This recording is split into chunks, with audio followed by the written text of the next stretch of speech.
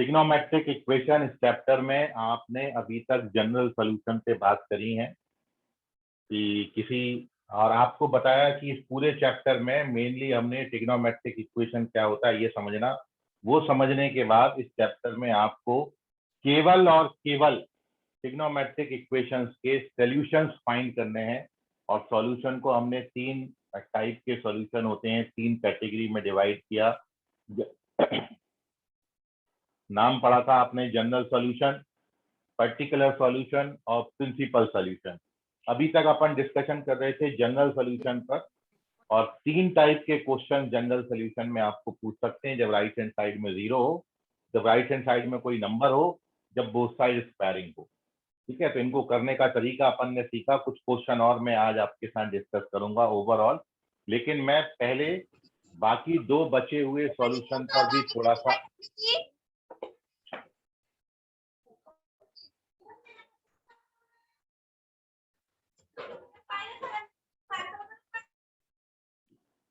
बाकी बचे हुए दो सॉल्यूशंस पे भी अपन पहले यहाँ पर थोड़ा सा डिस्कशन कर लेते हैं कि पर्टिकुलर सॉल्यूशन का मतलब क्या होगा और प्रिंसिपल सॉल्यूशन से मतलब क्या है। पहले अपन इन दोनों पे थोड़ा थोड़ा डिस्कशन कर लेते हैं, फिर अपन चलेंगे अपनी आगे की बात पर। तो trigonometric equations and their solutions में सॉल्यूशन ऑफ ट्रिग्नोमेट्रिक इक्वेशंस की सॉल्यूशन की second category, and second category is our particular solution. Particular solution, आप पर्टिकुलर सॉल्यूशन कैसे फाइंड आउट करोगे या पर्टिकुलर सॉल्यूशन से सबसे पहले तो अपना मतलब क्या है वो अपन समझते हैं। तो पर्टिकुलर सॉल्यूशन का मीनिंग है, ये देखिए एक लाइन में डेफिनेशन लिखता हूं इसकी, और वो ये है कि solution obtained by general solution obtained from general solution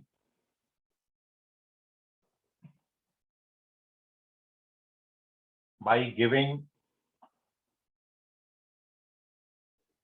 some particular value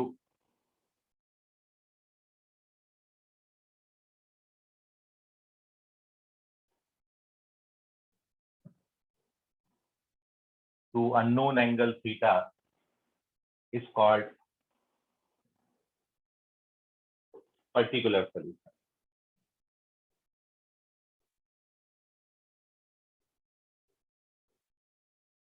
तो जैसे नाम से ही स्पष्ट हो रहा है, जनरल का मतलब complete set of values of unknown angle.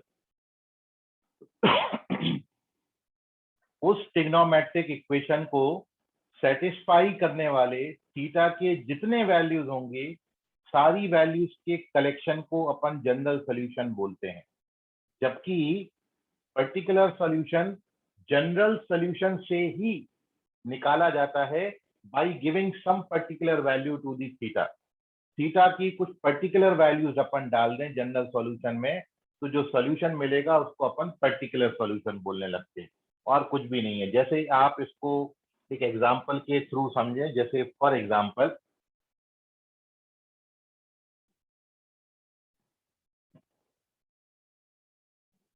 मैंने आपसे पूछा solution of sine theta equals to 1/2, where मैंने यहाँ पर ये आपको बोल दिया कि theta belongs to second quadrant, या ऐसा बोलने के बजाय ऐसा बोल दो कि π/2 less than theta less than pi, मतलब सेकंड क्वाड्रेंट ही हो गया। तो अब आप देखिए कि there is one and only one value of theta which satisfies this trigonometric equation and lies in the second quadrant. तो हमको कंप्लीट सेट ऑफ वैल्यूज नहीं लिखना। जब हमको ये रिस्ट्रिक्शन नहीं दिया जाता, केवल आपसे पूछा होता find the solution of this trigonometric equation. बातों को आप ध्यान से समझना, जब आपको मैं बोलूं कि find the solution of trigonometric equation, then always you write the general solution, मतलब you write the complete set of values of unknown angle. But when we given solution of trigonometric equation and in the particular interval, तो जो particular interval में आपको solution मिलेगा उसको अपन particular solution बोलते हैं. तो एक्चुअली बात केवल इतनी है कि आपको थीटा का वो वैल्यू बताना है जो सेकंड क्वाड्रेंट में आए और इस ट्रिग्नोमेट्रिक इक्वेशन को सेटिस्फाई करे. तो यू नो दैट कि sine theta half, second quadrant में ऐसा कौन सा एंगल है जिसके लिए साइन हाफ होता है, 1/2 होता है. तो आपका आंसर है थीटा की वैल्यू कितनी होगी, 150 डिग्री, 150 डिग्री, 5 पाई/6 इसका आंसर है.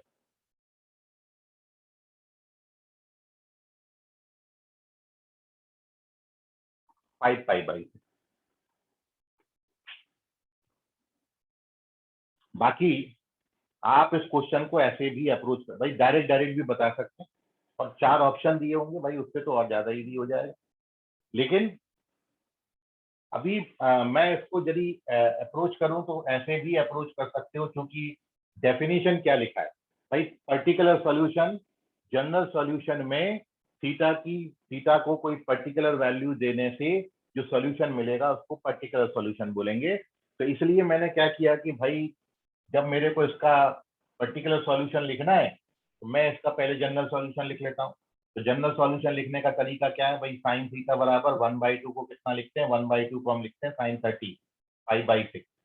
अब अपन जानते हैं साइन के लिए जनरल सॉल्यूशन होता है थीटा बराबर n पाई प्लस -1 का पावर n और पाई/6. ठीक है. अब अपन को ये इतने सारे सॉल्यूशन है जहां पर n इंटीजर है, तो अब अपन को वो एंगल निकालना है जो सेकंड क्वाड्रेंट में है, और सेकंड क्वाड्रेंट में एंगल 180 से कम होता है. तो इसलिए अपन यहाँ पर n की जगह पर क्या ले रहे हैं, 1. तो यदि मैं n की जगह पर 1 ले लेता हूँ तो मेरे को थीटा बराबर क्या मिल जाता है, पाई. n की जगह 1 डालोगे तो नेगेटिव साइन आएगा, पाई-6, देन यू गेट 5 पाई/6. तो ये अपना आंसर हो गया. ये मैंने जनरल सॉल्यूशन से पर्टिकुलर सॉल्यूशन निकाल दिया, और आप ऑब्जेक्टिव क्वेश्चन के लिए डायरेक्ट डायरेक्ट भी आंसर कर सकते हो.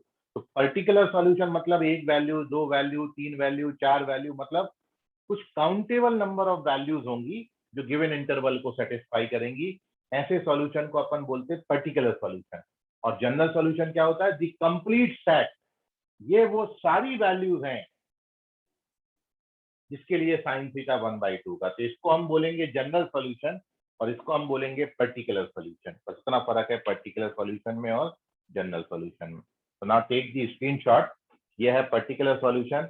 क्वेश्चन देख के आपको क्लियरली समझ में आ जाएगा कि पर्टिकुलर.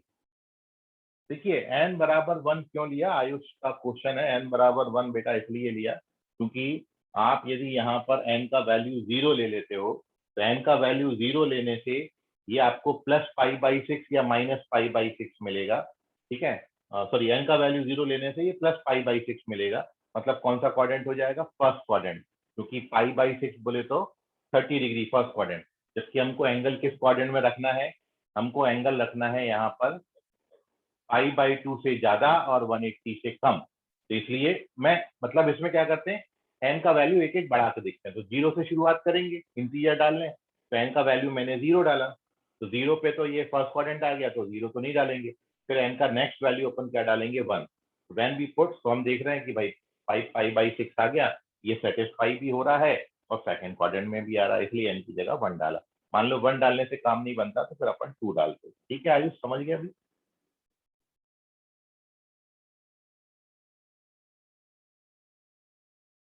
चलिए, तो आयुष ये ओके बोल रहे हैं, मेरा नेटवर्क प्रॉब्लम था. ओके चलिए. तो moving on to page number 2. किसी बच्चे को और कोई डाउट है इसमें तो पूछ लेंगे. नाउ सेकंड पेज पे थर्ड सॉल्यूशन अपन डिस्कस कर रहे हैं. जैसा मैंने आपको बताया था, there are total 3 types of solution. General आपको बता चुका हूँ, पर्टिकुलर आपके सामने रखा है, और अब अपन तीसरी बात कर रहे हैं.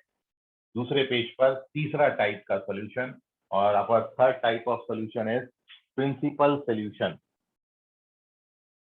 पर्टिकुलर की जगह पर आप प्रिंसिपल वर्ड ले लीजिए. Now we discuss principal solution.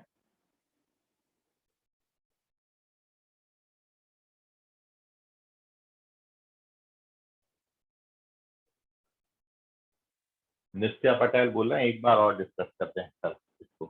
देखिए नित्य, पर्टिकुलर सॉल्यूशन, जनरल सॉल्यूशन को कुछ पर्टिकुलर वैल्यू देने से जो सॉल्यूशन मिलेगा उसको पर्टिकुलर सॉल्यूशन बोले। जैसे ये ट्रिग्नोमेट्रिक इक्वेशन था, इसका जनरल सॉल्यूशन ये था। अब मैंने n का वैल्यू 1 डाला तो थीटा की ये जो वैल्यू आई इसको अपन पर्टिकुलर सॉल्यूशन बोलेंगे। और ये एक्सप्लेनेशन मैंने आपको अभी दिया जो आयुष का क्वेश्चन था, सर 1 ही क्यों डाला, क्योंकि मेरे को अपना एंगल इसमें एडजस्ट करना था। तो जनरल सॉल्यूशन से कोई सॉल्यूशन जो आपने लिखा उस सॉल्यूशन को अपन पर्टिकुलर सॉल्यूशन बोलते। ठीक है, क्लियर है बेटा अभी? नित्य,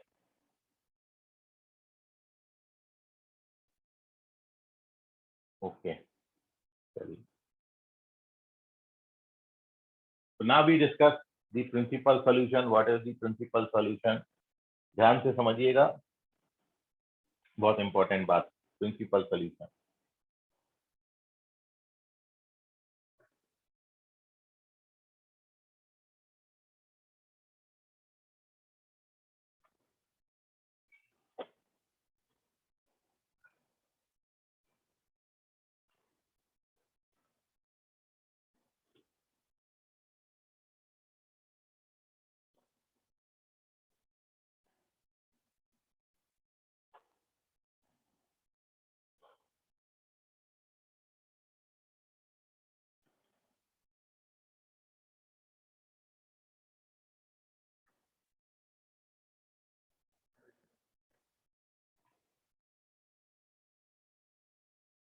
तो डेफिनेशन ऐसा है,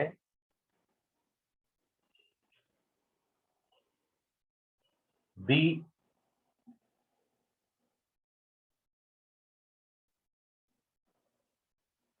numerically least value of angle, unknown angle,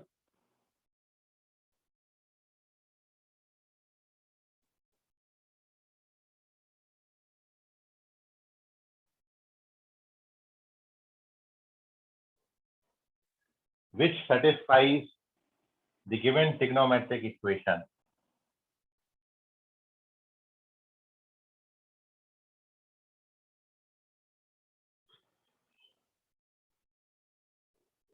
is called principal solution.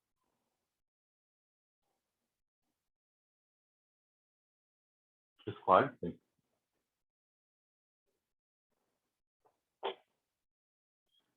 तो अब आप एक चीज समझें भाई, सॉल्यूशन तो जो है, सॉल्यूशन का मतलब ये होता है अननोन एंगल की वैल्यू जो ट्रिग्नोमेट्रिक इक्वेशन को सेटिस्फाई करे, उसको अपन बोलेंगे सॉल्यूशन। अब वो सॉल्यूशन को प्रिंसिपल कब बोलेंगे? तो प्रिंसिपल कहलाएगा तब जब वो न्यूमेरिकली लीस्ट हो। ये बात बहुत इंपॉर्टेंट। न्यूमेरिकली लीस्ट का मतलब वो छोटे से छोटा वैल्यू ऑफ एंगल, एंगल की वो सबसे छोटी वैल्यू जो ट्रिग्नोमेट्रिक इक्वेशन को सेटिस्फाई करे, उसको अपन बोलते हैं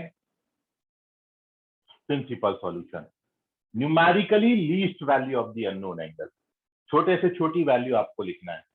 मान लो आपको किसी पर्टिकुलर बात के लिए दो वैल्यूज मिल रही थीटा की, तो उनमें जो सबसे छोटी वैल्यू होगी वो आपकी प्रिंसिपल सॉल्यूशन होगा। जैसे मैं आपको एक्सप्लेन करता हूँ, एक क्वेश्चन, एक दो तीन क्वेश्चन आपके सामने रख रहा हूँ, आपको पूरी चीजें, स्थिति, पूरी परिस्थिति क्लियर हो जाएगी।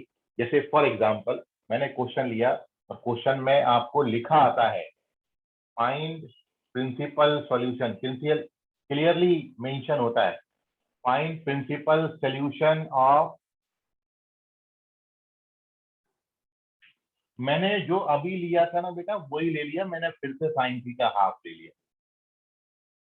मैंने sine theta equals to half का जनरल सॉल्यूशन भी आपको बताया था प्रीवियस पेज पर, एन पाई प्लस माइनस 1 का पावर एन पाई बाई 6।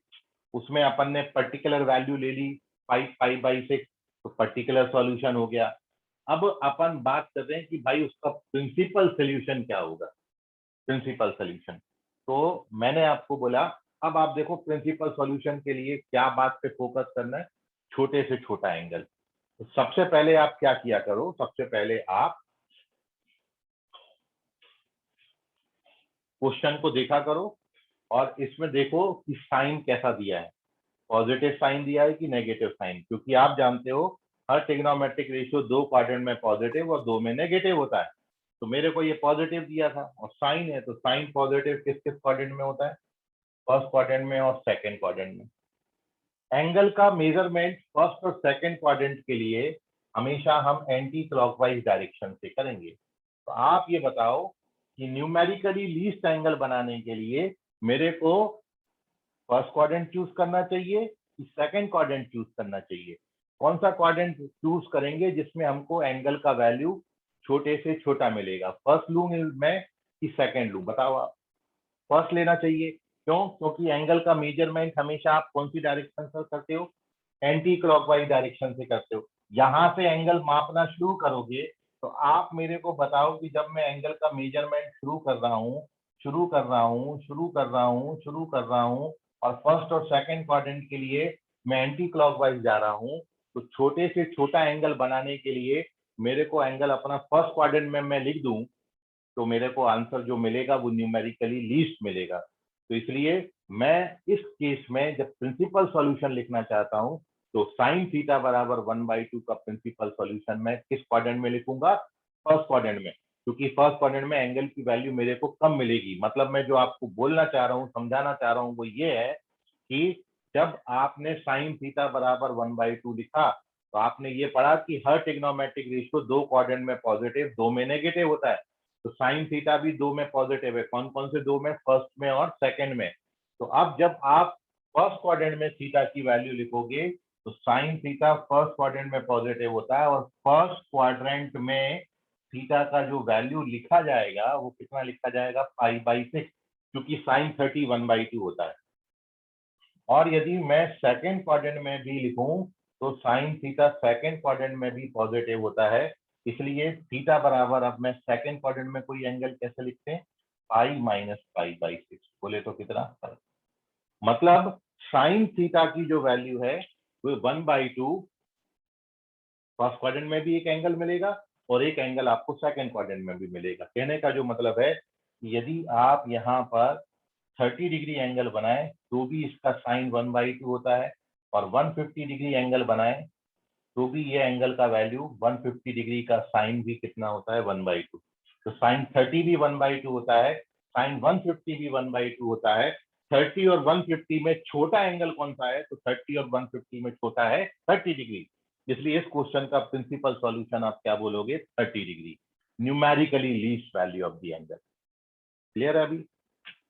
तो दो दो क्वाड्रेंट बनते हैं, तो दो दो क्वाड्रेंट में ये आपको डिसाइड करना है कि मैं फर्स्ट क्वाड्रेंट रखूं कि सेकंड क्वाड्रेंट रखूं, किस क्वाड्रेंट में रखने से आपको न्यूमेरिकली लीस्ट एंगल मिलेगा। तो अब एक चीज मेरी आप ध्यान से सुनो, यदि क्वेश्चन आपका फर्स्ट और सेकंड क्वाड्रेंट में है तो अपन डायरेक्शन कौन सी चूज करेंगे, एंटी क्लॉकवाइज। यदि क्वेश्चन आपका थर्ड और फोर्थ क्वाड्रेंट में दिया है तो अपन डायरेक्शन कौन सा चूज करेंगे, क्लॉकवाइज।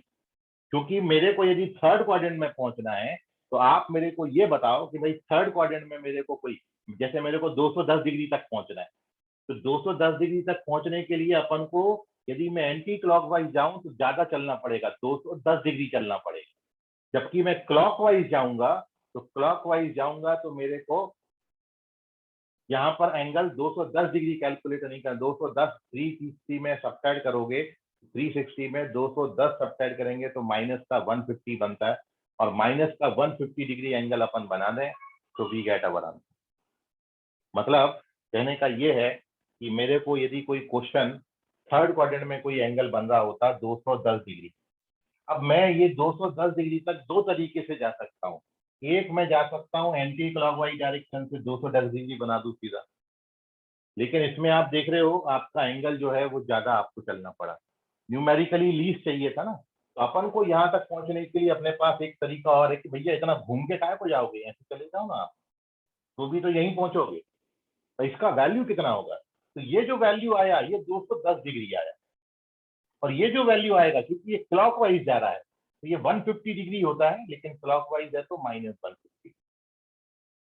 तो अब आप ये बताओ 210 बड़ा है तो छोटा है कि 150 छोटा है? 150 छोटा है। तो इसलिए थर्ड और फोर्थ क्वाड्रेंट में यदि कोई एंगल आपको चाहिए तो आप क्लॉकवाइज डायरेक्शन यूज करना, और यदि फर्स्ट और सेकंड क्वाड्रेंट में आपको दे रखा है तो आप एंटी क्लॉकवाइज जाएं। ठीक है, इसका आप विशेष ध्यान रखेंगे। मैं 2-3 क्वेश्चन आपके सामने रख रहा हूँ, आपको सारी पोजीशन क्लियर हो जाएंगी।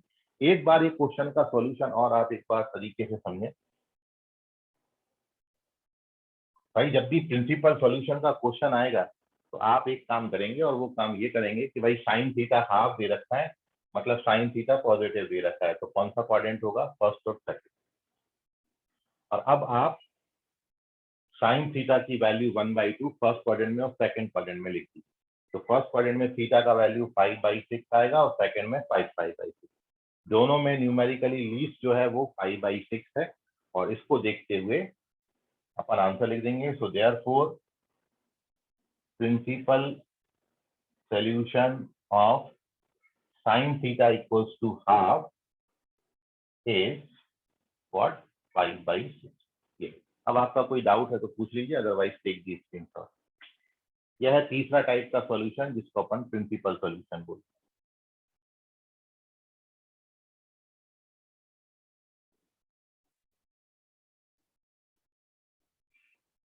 चलिए, वेरी गुड। एक दो क्वेश्चन ले लेते हैं, जैसा मैंने अब आपको बोला। पेज नंबर 3 पर चलते हैं।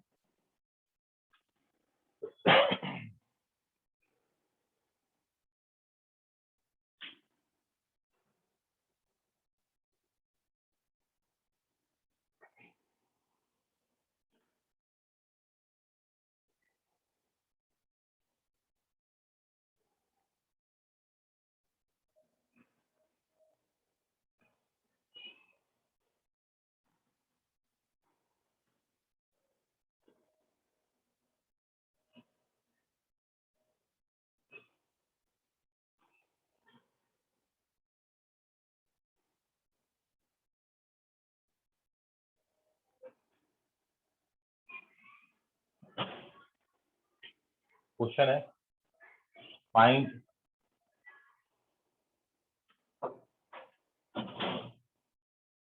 प्रिंसिपल सॉल्यूशन ऑफ फॉलोइंग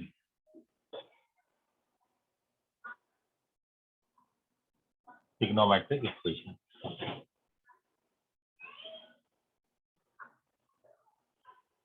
कुछ ट्रिग्नोमेट्रिक इक्वेशन दे रहे हैं, उनके प्रिंसिपल सॉल्यूशंस आपने यहाँ पर लिखने हैं।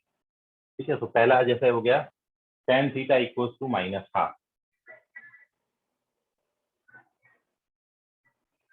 -1/2 नहीं -1, tan theta equals to -1।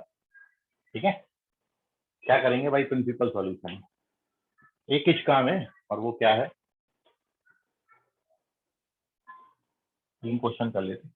tan theta -1 दे रखा है, तो जैसे ही tan थीटा -1 आया, मतलब tan नेगेटिव बोला, और tan नेगेटिव आपका कौन कौन सा क्वाड्रेंट में होता है? सेकंड क्वाड्रेंट में और फोर्थ क्वाड्रेंट में।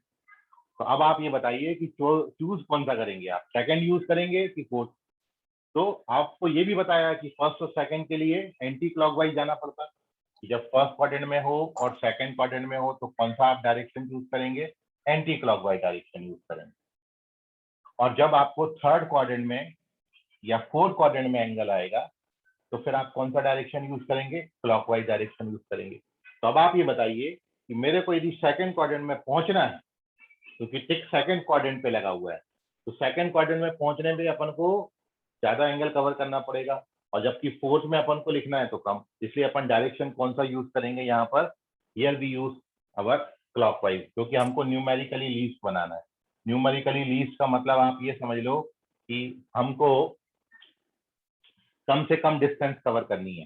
तो कम से कम डिस्टेंस कवर करनी है, तो एंटी क्लॉकवाइज यदि मैं सेकंड क्वाड्रेंट में जाऊंगा तो मेरे को ज्यादा डिस्टेंस कवर करना पड़ेगा, और यदि थर्ड और फोर्थ के लिए जाना है तो मैं क्लॉकवाइज यूज करता हूँ, और क्लॉकवाइज यूज करता हूँ तो मेरे को डिस्टेंस कम चलना पड़ेगी। इसलिए वी यूज हियर, मतलब अब अपन अपना एंगल फोर्थ क्वाड्रेंट में लिखेंगे, और सीधा आंसर आंसर मतलब आपका फोर्थ क्वाड्रेंट में आएगा।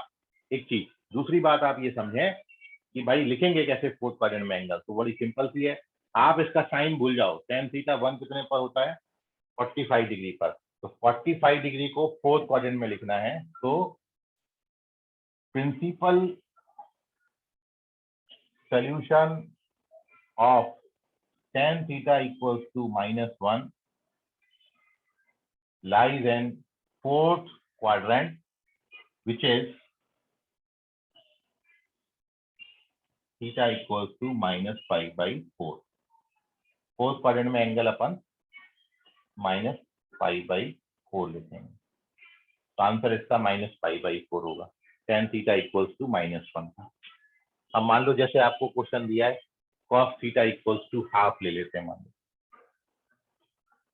cos theta equals to 1/2। अब इसका प्रिंसिपल सॉल्यूशन अपन को निकालना है। तो आप जानते हो cos थीटा 1/2 दिया है, तो cos दो क्वाड्रेंट में पॉजिटिव होता है, फर्स्ट में और फोर्थ में। अब आप जानते हो कि जब आप फर्स्ट और फोर्थ में एंगल लिखोगे तो थीटा की वैल्यू फर्स्ट क्वाड्रेंट में π/3 लिखी जाएगी और फोर्थ में -π/3 लिखी जाएगी। तो अब ये दोनों क्वेश्चन जो है ये दोनों न्यूमेरिकली लीस्ट हैं, दोनों का वैल्यू सेम आता है। यदि न्यूमेरिकल वैल्यू का मतलब क्या है, साइन छोड़ के वैल्यू बताओ, तो π/3 और -π/3 दोनों का न्यूमेरिकल वैल्यू जो है वो आएगा आपका π/3। तो जब आपको ऐसे दो एंगल मिल जाएं जिनकी न्यूमेरिकल वैल्यू बिल्कुल सेम आती हो, then preference is given to the positive one. मतलब जब आप इस क्वेश्चन का आंसर करेंगे तो इस क्वेश्चन का जो प्रिंसिपल सॉल्यूशन होगा, therefore principal solution of cos theta equals to 1/2 is π/3। Preference is given to the positive one. तो ऐसा केवल 6 में से 2 ट्रिग्नोमेट्रिक रेशियो में होगा, और किन दो में होगा? कॉस में और सेक में, क्योंकि कॉस थीटा और सेक थीटा ही फर्स्ट क्वाड्रेंट और फोर्थ क्वाड्रेंट में पॉजिटिव होते हैं। और फर्स्ट और फोर्थ में एंगल में केवल डिफरेंस कितना आएगा? यदि फर्स्ट में मेरे को जाना है तो मैं प्लस थीटा लिखूंगा, और फोर्थ में जाना है तो मैं माइनस थीटा लिखूंगा। तो इसी कारण फर्स्ट और फोर्थ में यहाँ पर केवल कॉस में और केवल सेक में ऐसी सिचुएशन मिलेगी जब दोनों न्यूमेरिकली सेम आ जाएंगे। तो उस केस में हम प्रेफरेंस किसको देंगे? पॉजिटिव में। तो केवल आपको कॉस और सेक में ऐसा करना पड़ेगा, बाकी कहीं कोई दिक्कत नहीं जाएगी, बाकी आपको डिफरेंट ही मिलेगी। सर अगर सेक या कोसेक के टर्म्स में दिया हो तो ऐसे ही, बिल्कुल सेक दिया हो, कोसेक दिया हो, टेन दिया हो, कॉट दिया हो, कुछ भाई कोसेक दे रखा है तो कोसेक से अपन इसमें आ सकते हैं, आराम से साइन में आ जाओ। जैसे मैं आपको कॉट दे दूं, जैसे मैंने आपको दे दिया कॉट थीटा इक्वल्स टू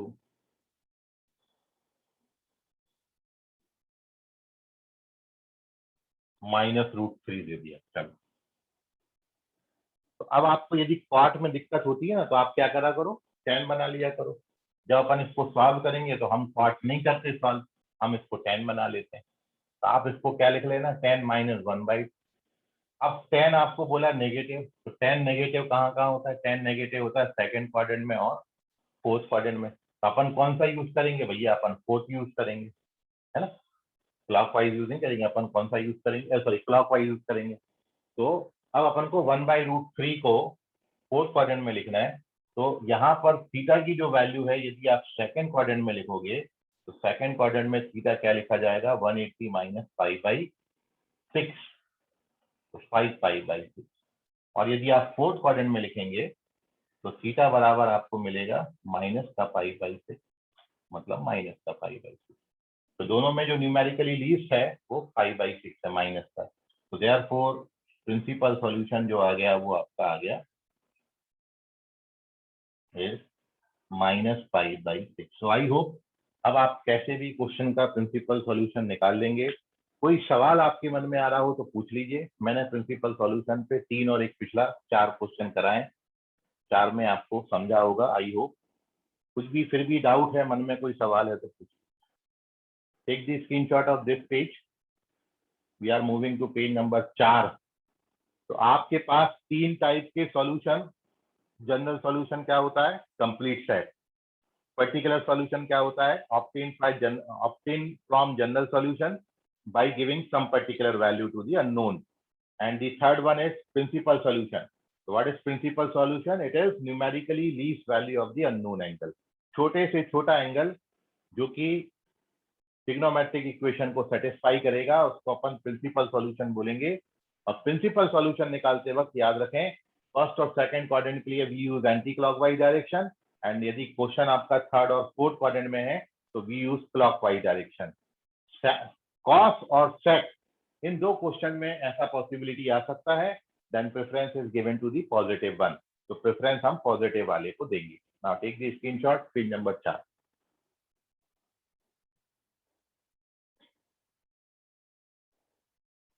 इसको मैं रब कर देता हूं और एक मैं छोटी सी और हेडिंग इसी के साथ डिस्कस कर रहे हैं, फिर अपन ओवरऑल कुछ क्वेश्चन करेंगे यार, जितना अपन ने पढ़ लिया थ्योरी उन सभी पे क्वेश्चन। मैंने आपको एक एपीपीएस दिया है, डीपीपी दिया है, आप उसके क्वेश्चंस को सॉल्व करते रहिए पैरेलली। जिस दिन हो जाएगा आपको तो बता देना मेरे को, मैं और डाल दूंगा क्वेश्चन।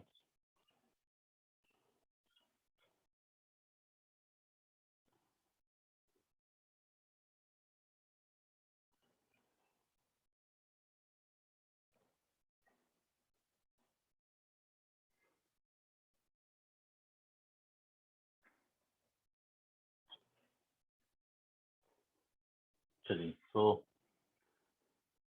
नेक्स्ट हेडिंग हमारी है solutions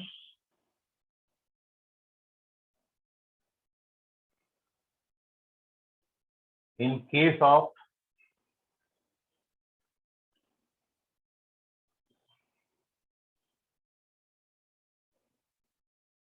two trigonometric equations are given।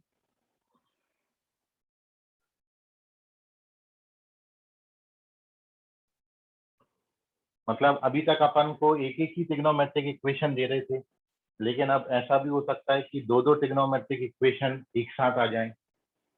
तो सॉल्यूशंस इन केस ऑफ दो ट्रिग्नोमेट्रिक इक्वेशन हम आपको दिए हो are given, two trigonometric equations are given. ठीक है, तो मैं इसको क्वेश्चन के थ्रू थ्योरी को डिस्कस कर रहा हूँ। बहुत इजी है, बहुत ज्यादा मुश्किल कुछ नहीं है, बस एक्चुअली है क्या कि अब हमको दो दो क्वेश्चन एक साथ दिए। जैसे अभी तक आप कर रहे थे ना solve, find the general solution of sine theta बराबर 1, फिर दूसरा हमने क्वेश्चन किया find the solution of cos theta बराबर √3/2। अब मैं आपको एक साथ दो दे दूंगा, साइन थीटा भी दे दिया, कॉस थीटा भी दे दिया। तो अब ऐसे क्वेश्चंस को कैसे अप्रोच करेंगे जब एक ही ट्रिग्नोमेट्रिक इक्वेशन में दो दो ट्रिग्नोमेट्रिक इक्वेशन आपको दे रखे हो। ठीक है, तो क्वेश्चन ये है कि obtain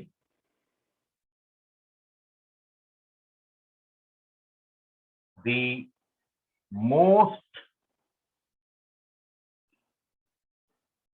general value of theta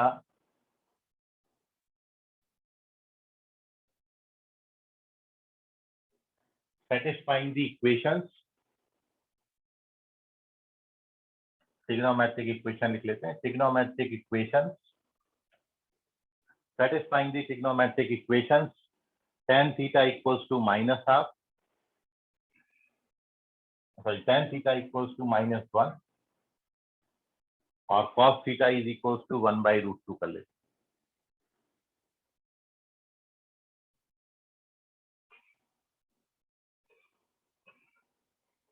1/√2।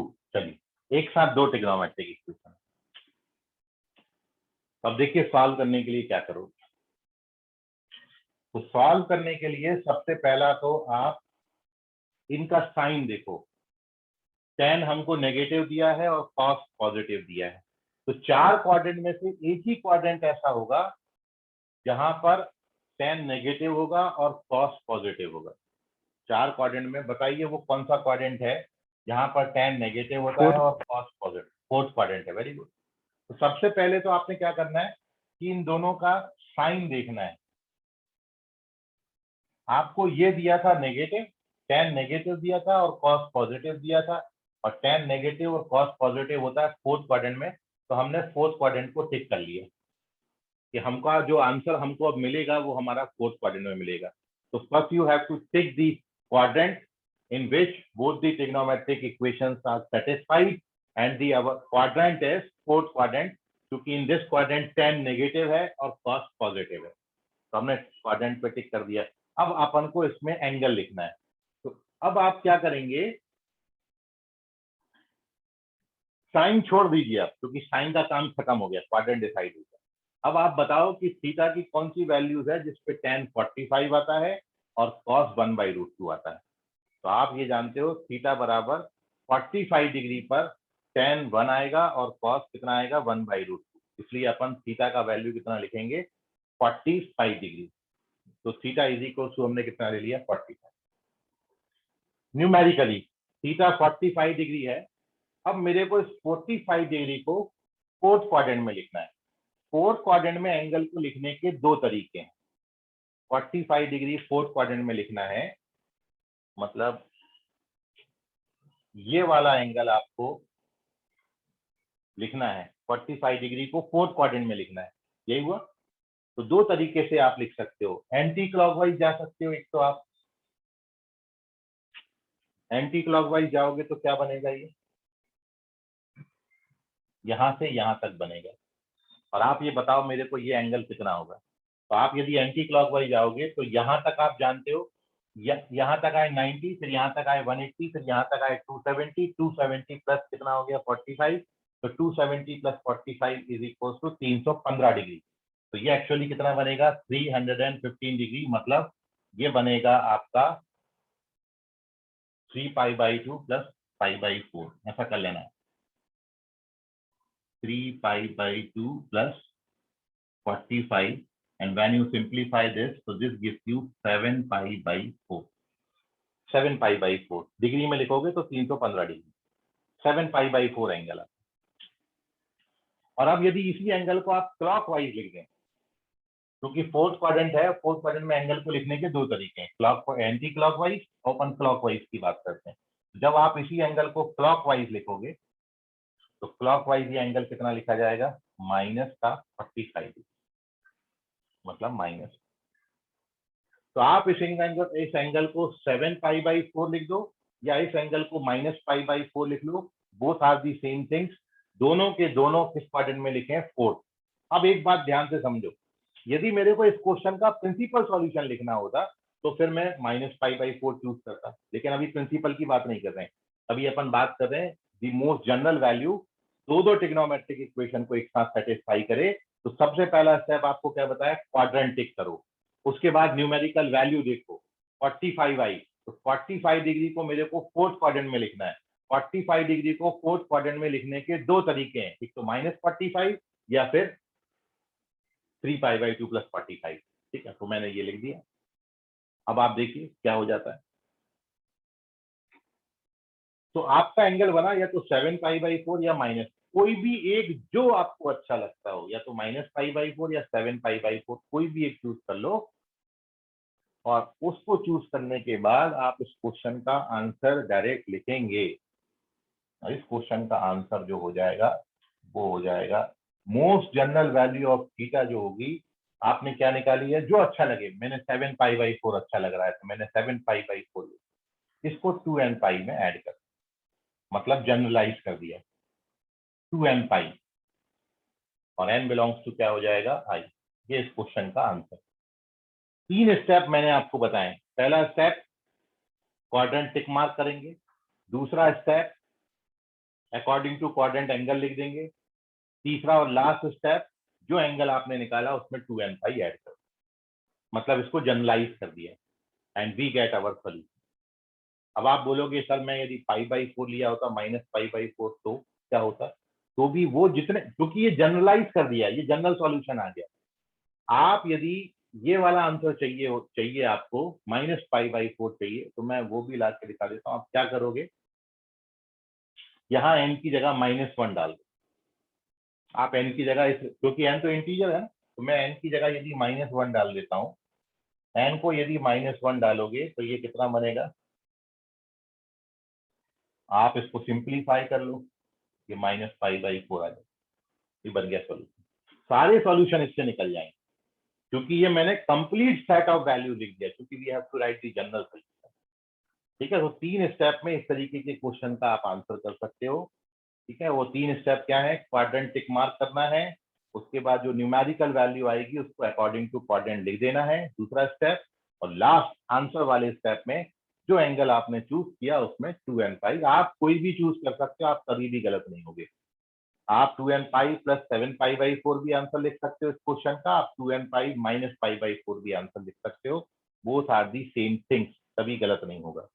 ठीक है, अब वो ऑप्शन पर डिपेंड करेगा, मान लो ऑप्शन में आपको ये चीज दे ही नहीं रखी, 2n पाई माइनस पाई/4 आंसर में दे ही नहीं रखा, फिर अपन को 2n पाई प्लस 7 पाई/4 लिखना पड़ेगा, उस पर टिक करना पड़ेगा। ठीक है, तो नाउ टेक द स्क्रीनशॉट। मैं एक क्वेश्चन और कर रहा हूँ, आपको और क्लियर हो जाएगा, एक और समझ लीजिए क्वेश्चन, पहले इसका स्क्रीनशॉट ले लें।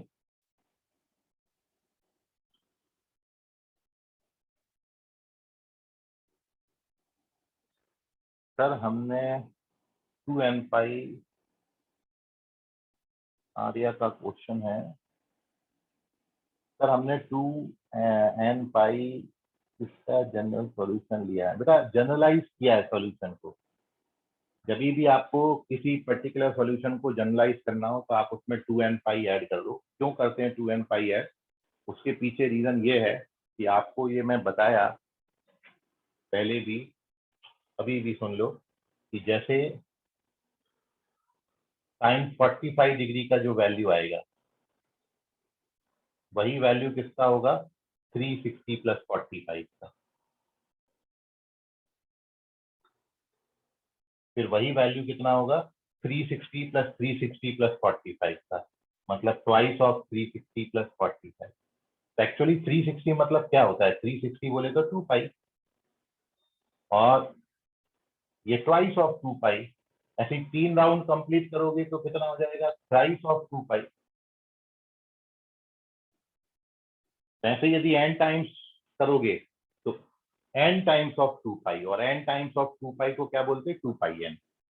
तो 2 पाई n मतलब 2 पाई का n टाइम्स का मतलब n राउंड मैंने कंप्लीट किया, तो ये जनरलाइज हो गया। क्योंकि ये साइन आपने पढ़ा है ना, ये वेव बनती है, वेव का मतलब ही क्या है, एक पर्टिकुलर लेंथ के बाद वो वैल्यूज अपनी रिपीट करना शुरू कर देता है, तो वो पर्टिकुलर लेंथ आपकी 360 डिग्री है। 360 के बाद सारे ट्रिग्नोमेट्रिक रेशियोज अपनी वैल्यू रिपीट करते हैं। जैसे 1 डिग्री है तो 1 डिग्री का जो साइन का वैल्यू है, 360 प्लस 1 डिग्री का वैल्यू भी वही 1 डिग्री के बराबर आएगा। cos 360 प्लस 1 डिग्री भी cos 1 डिग्री के बराबर होगा। tan 360 प्लस 1 डिग्री भी tan 1 डिग्री के बराबर होगा। cosec 360 प्लस 1 डिग्री भी cosec 1 डिग्री के बराबर होगा। sec 360 प्लस 1 डिग्री भी sec 1 डिग्री के बराबर होगा। cot 360 प्लस 1 डिग्री भी cot 1 डिग्री के बराबर होगा। क्लियर है आर्या, समझ गए बेटा? तो जनरलाइज करने के लिए 2n पाई ऐड कर देते हैं, क्योंकि we have to write the complete set, here we write only one angle, हमने तो केवल एक ही क्वाड्रेंट में, मतलब 7 पाई/4 लिखा है। तो अब 7 पाई/4 एक्चुअली है कौन सा क्वाड्रेंट में, फोर्थ क्वाड्रेंट में। तो फोर्थ क्वाड्रेंट में एंगल में मैं अब क्या कर सकता हूँ, मैं एक राउंड और लगा के फिर second quadrant, sorry fourth quadrant में जाऊं, तो मैं इसमें 360 ऐड कर सकता हूँ, तो भी मेरा आंसर सही होगा। मैं इसमें 2 बार 360 ऐड कर दूं तो भी मैं करेक्ट हूँ, मैं इसमें 3 बार 360 ऐड कर दूं तो भी मैं करेक्ट हूँ, इसलिए मैंने 2n पाई ऐड कर दिया होता। एक और क्वेश्चन कर लेते हैं पेज नंबर 5 पर। एंड अब मैं क्वेश्चन यहाँ पर ले लेता हूँ, जैसे साइन थीटा माइनस हाफ और टेन थीटा 1/√2।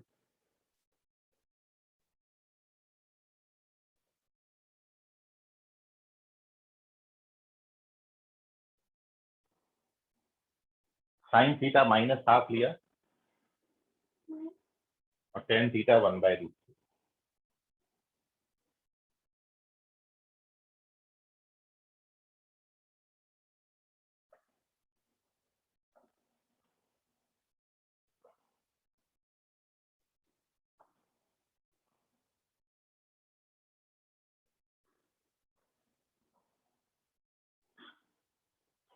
चलिए क्या करेंगे, वही करेंगे। भाई ये कैसा दे रखा है, टेन पॉजिटिव दे रखा है, ये कैसा दे रखा है, ये नेगेटिव दे रखा है। और आप जानते हो कि ऐसा कौन सा क्वाड्रेंट है जिसमें टेन पॉजिटिव होगा और साइन नेगेटिव होगा, तो थर्ड क्वाड्रेंट, क्वाड्रेंट हो गया डिसाइड। दूसरा स्टेप क्या है, न्यूमेरिकल एंगल देखना है तो 1/√3 और उधर 1/2 30 डिग्री पर होता है, तो 30 डिग्री को मेरे को अब थर्ड क्वाड्रेंट में लिखना है। तो 30 डिग्री को थर्ड क्वाड्रेंट में लिखने के दो तरीके आपके पास हैं। एक तो आप एंटी क्लॉकवाइज डायरेक्शन से आ सकते हो, तो क्या लिखोगे आप एंटी क्लॉकवाइज डायरेक्शन के लिए थर्ड क्वाड्रेंट में एंगल को लिखने के दो तरीके हो जाएंगे। पहला तरीका है एंटी क्लॉकवाइज सेंस से, तो 180 plus 30 degree it is 210 degree, जिसको आप रेडियन के टर्म्स में यदि बोलोगे तो 180 डिग्री बोले तो पाई, 30 डिग्री बोले तो पाई/6, तो इट इज 7 पाई/6 थर्ड क्वाड्रेंट में एंगल। अब थर्ड क्वाड्रेंट में एंगल को दूसरे तरीके से आप कैसा लिख सकते हो, क्लॉकवाइज डायरेक्शन में लिख सकते हो। और क्लॉकवाइज डायरेक्शन में भाई ये एंगल कितना हो गया, ये 210 डिग्री एंगल हो गया, दिस इज 210 डिग्री। अब इसको 360 बनाना है, तो इसमें कितना ऐड करूं तो 360 बन जाए, तो आप इसमें 150 डिग्री ऐड करोगे, तो क्लॉकवाइज जब जाओगे तो ये एंगल 150 डिग्री होगा। बट कौन से डायरेक्शन से जा रहे हो, क्लॉकवाइज, इसलिए क्या लिखेंगे माइनस का 150 डिग्री। तो in third quadrant this angle is also, this can be written -180 plus pi/6 30 degree, which gives you minus का pi/6। मतलब ये जो होता है ये 210 डिग्री है और ये जो लिखा हुआ है ये माइनस का 150 डिग्री लिखा है। दोनों को आप ऐड करोगे तो 360 आना चाहिए, ठीक है। तो दोनों में से जो अच्छा लगे वो यूज कर लेना। इसलिए जब आप इस क्वेश्चन का फाइनल आंसर करोगे तो आंसर ऑफ दिस क्वेश्चन क्या हो जाएगा, theta is equal to 2n pi. अब चाहो तो 7 पाई/6 लिख दो, चाहो तो -5 पाई/6, आप कभी भी गलत नहीं होगी, दोनों करेक्ट देंगे, ठीक है। So this is the answer of this question. I hope अब आपको समझ गया होगा, इसका स्क्रीनशॉट ले लीजिए। तो यह है प्रिंसिपल सॉल्यूशन। आज अपन ने 3 हेडिंग पे डिस्कशन किया। पर्टिकुलर सॉल्यूशन क्या है, और पर्टिकुलर के बाद अपन ने प्रिंसिपल सॉल्यूशन पढ़ा, और फिर उसके बाद we discuss this story solution when 2 trigonometric equations are given. दो ट्रिग्नोमेट्रिक एक साथ दिए हो तब अपन क्या करेंगे। तब अब जब 2 दिया हो, 3 दिया हो, 4 दिया हो, सबके लिए यही प्रोसीजर है। क्वाड्रेंट पे टिक मार्क करो। क्वाड्रेंट में जाने के दो तरीके होंगे, एंटी क्लॉकवाइज, क्लॉकवाइज। उसके अकॉर्डिंग 2 एंगल बनेंगे, 2 एंगल में से कोई भी एक चूज करके 2n पाई ऐड मार देना, दोनों से सेम आंसर मिलेगा। अब आपका कोई सवाल है तो पूछ लीजिए। कोई सवाल नहीं, वेरी गुड, ठीक है। तो अब अगली क्लास में मैं आपके साथ कुछ नियमों पे डिस्कशन करूंगा, बहुत जरूरी नियम है, क्योंकि आपको ये मैंने बोला है कि अपन ये तो बहुत अच्छे से जानते हैं क्या क्या करना, अपन बहुत कुछ कर देते हैं मैथ्स में, लेकिन मैथ्स सीखने का सबसे अच्छा तरीका ये सीखना है कि क्या नहीं कर सकते, ठीक है।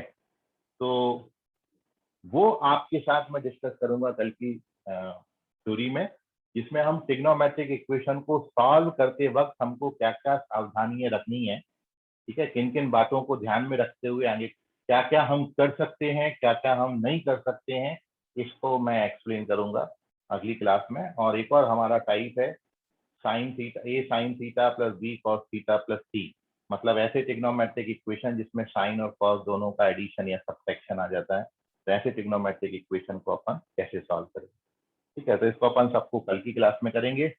तब तक के लिए गुड नाइट, बाय, शब्बा खैर, शुभ रात्रि, all of you, bye everyone, bye Arya, bye sir.